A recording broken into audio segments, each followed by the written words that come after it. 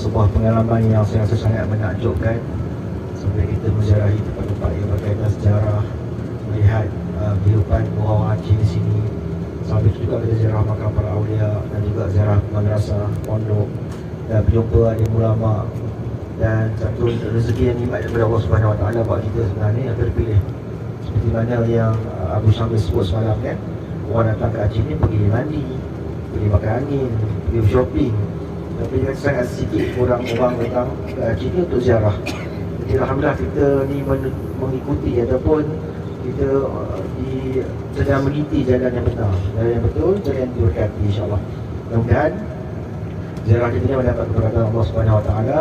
Amin. Dan mudah Allah mengizinkan kita kembali semula ke sini sebagai tetamu di bumi Aceh Darussalam ini. Amin. Dan saya sebagai ketua rombongan untuk ingin mengucapkan terima kasih banyak kepada semua tuan-tuan puan-puan kerana sudi bersama dalam ziarah ini, dan juga ucapan jugaan kemaafan kepada semua anda kata ada kesalahan, terkasar bahasa, tergores perasaan selama 5 hari ini.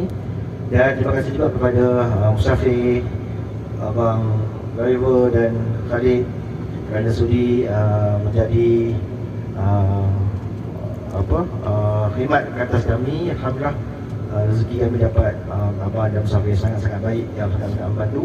Amin. Mudah-mudahan dapat kita berjumpa lagi insya-Allah. Dan saya juga minta maaf lah kepada musafir. Amin ya. Jika ada salah-silap kami dengan semua insya-Allah. Mudah-mudahan dapat jumpa lagi kan. InsyaAllah, insyaAllah. Mudah-mudahan boleh kita menghubung silaturahim lagi. InsyaAllah. Datang ke Malaysia boleh telefon. Boleh insyaAllah. InsyaAllah ya. Yeah. Baik, itu saja dari pihak saya. Kita minta tunggu sikit untuk cakap sebentar dulu insyaAllah.